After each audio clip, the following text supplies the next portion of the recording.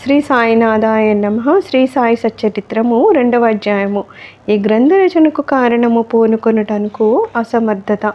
బాబా అభయము, వాడాల వివాదము, హేమాడ్ పంతు అనే బిరుదు ప్రధానము. గురువు యొక్క ఆవశ్యకత. ఈ గ్రంథ రచనకు ముఖ్య కారణము మొదటి అధ్యాయంలో గోధుమలు విసిరి ఆ పిండిని ఊరి బయట చల్లి కలరాజాజ్యాన్ని తరిమివేసిన బాబా వింత చర్యను వర్ణించాను.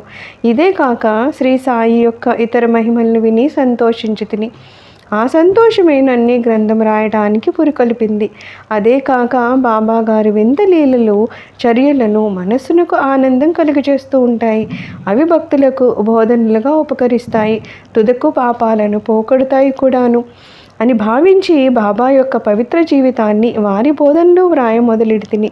యోగీశ్వరుని జీవిత చరిత్ర తర్కమును న్యాయాన్ని కాదు, అది మనకు సత్యమును, ఆధ్యాత్మికమైన మార్గాన్ని చూపిస్తుంది. గ్రంథరచనకు పూనుకొనడానికి అసమర్థత, బాబా అభయము.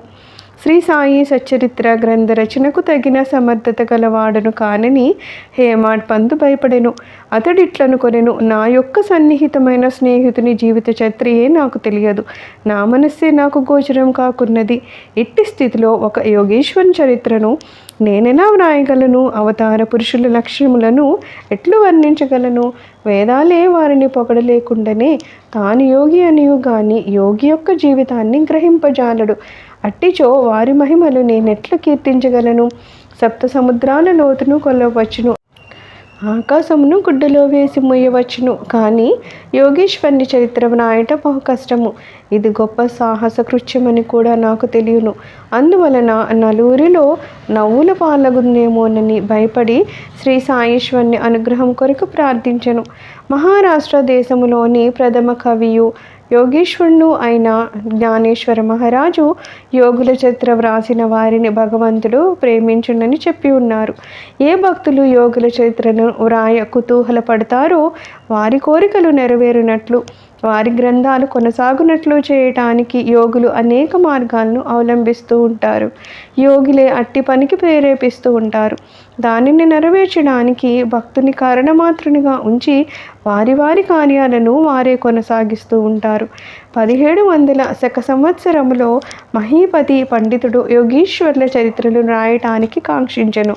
యోగులు అతనిని ప్రోత్సహించి ఆ కార్యమును కొనసాగించారు. అట్లే 1800 సంవత్సరంలో దాసగుని యొక్క సేవను ఆమోదించారు. మహీపతి 4 గ్రంథాలను రాసెను. అవి భక్త విజయము, సంత విజయము, భక్తలీలామృతము, సంతలీలామృతము అన్నవి. దాసగుడు రాసినవి భక్తలీలామృతమును, సంత కథామృతమును మాత్రమే. ఆధునిక యోగుల చరిత్రలు వీనియందు గలవు. భక్త లీలామృతములోని 31, 32, 33 అధ్యాయాలందును, సంత కథామృతములోని 57వ అధ్యాయమునందును సాయిబాబా జీవిత చరిత్రయు వారి బోధనలను చక్కగా విశదీకరించబడి ఉన్నాయి. ఇవి సాయిలీలా మాసపత్రిక సంపుటము 17, సంచికలు 11, 12 నందు ప్రచురితములు. చదువరులు ఈ అధ్యాయాలు కూడా పఠించవలేను. శ్రీ సాయిబాబా అద్భుత లీలలు బాంద్రా నివాసి అయిన శ్రీమతి సావిత్రిబాయి రఘునాథ్ తెండూల్కర్చే చిన్న పుస్తకంలో చక్కగా వర్ణించబడి ఉన్నాయి. దాసగుని మహారాజు కూడా శ్రీ సాయి మాటలు మధురంగా వ్రాసి ఉన్నారు. గుజరాతీ భాషలో అమీదాస్ భవానీ మెహతా అనే భక్తుడు శ్రీ సాయి కథలను ముద్రించినారు.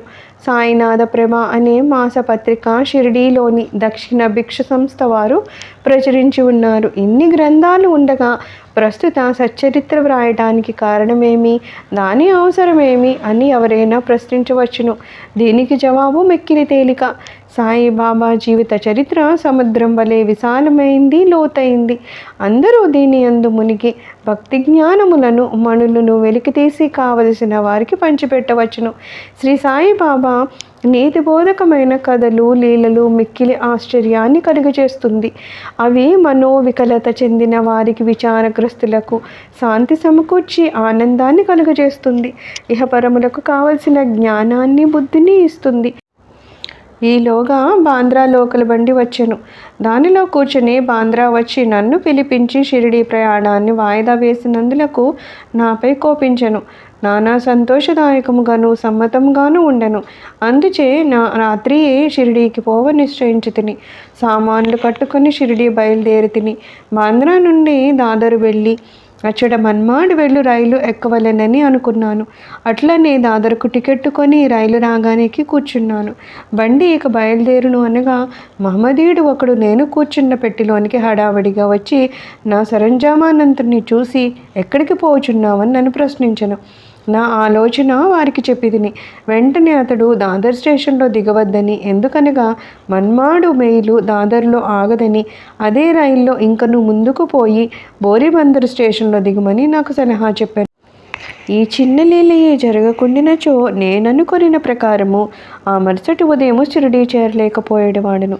అనేక సందేహాలు కూడా కలిగి ఉండినవి, కానీ నా అదృష్టవశాత్తు అది అట్లు జరగలేదు. మరుసటి దినము సుమారు 9-10 గంటలలోగా నేను షిరిడీ చేరాను. షిరిడీలో నా కొరకు కాకా సాహెబ్ దీక్షిత్ కనిపెట్టుకుని ఉండెను. ఇది 1910 ప్రాంతంలో జరిగింది.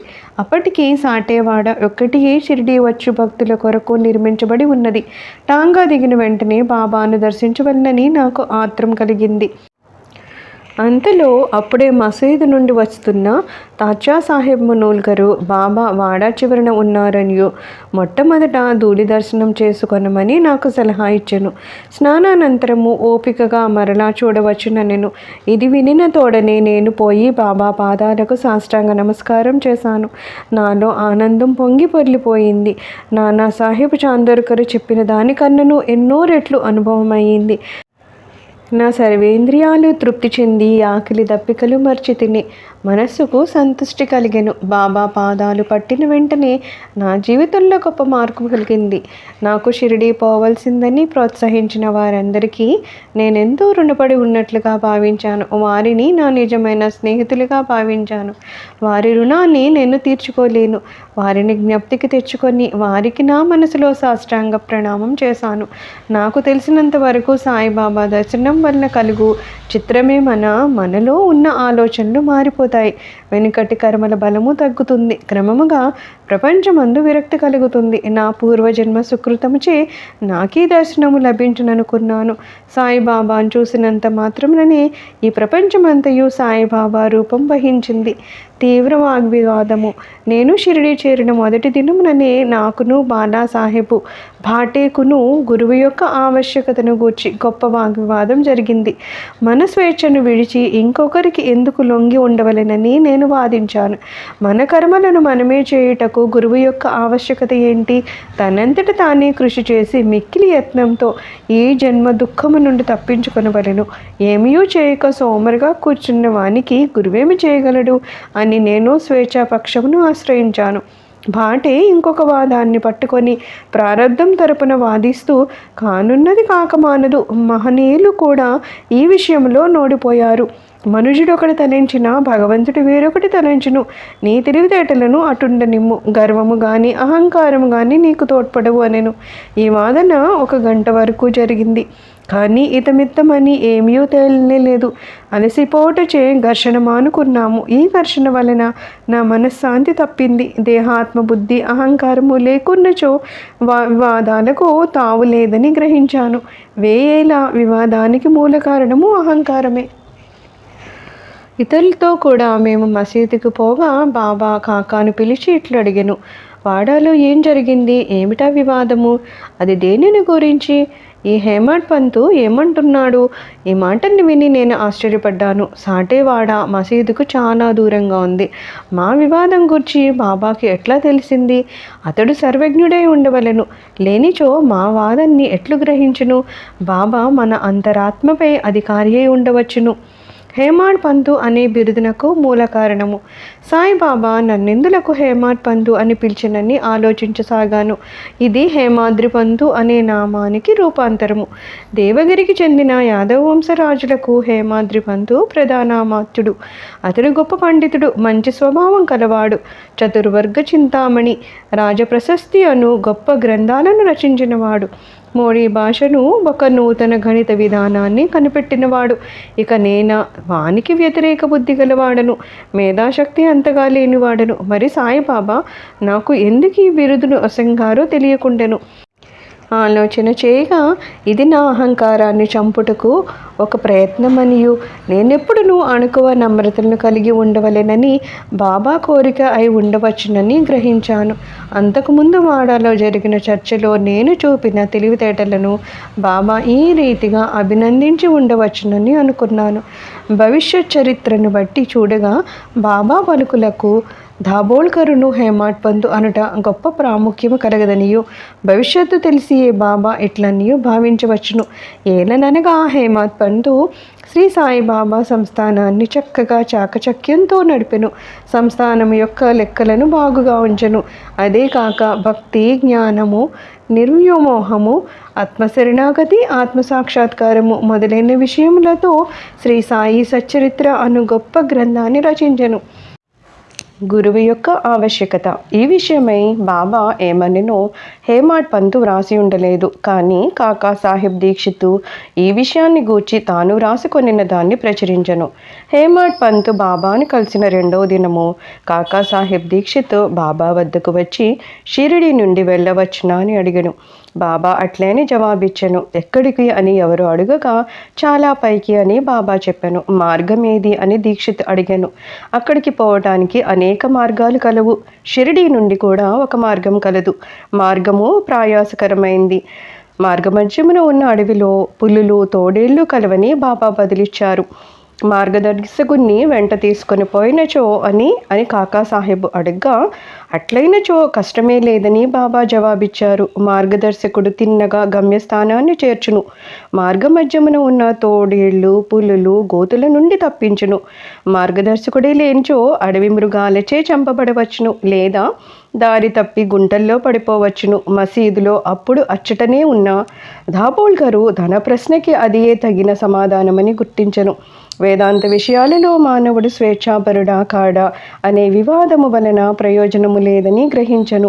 పరమార్థము నిజంగా గురుబోధల వల్లనే చిక్కుననియు రామకృష్ణులు తమ గురువులైన వశిష్ఠ, సాందీపులకు లొంగి అణుకువతో ఉండి ఆత్మసాక్షాత్కారాన్ని పొందిరనియు దానికి దృఢమైన నమ్మకము అంటే నిష్ఠ, ఓపిక అంటే సబూరి అనే 2 గుణాలు ఆవశ్యకమనియు గ్రహించెను. 2వ అధ్యాయము సంపూర్ణము. సద్గురు శ్రీ సాయినాథార్పణమస్తు. శుభం భవతు.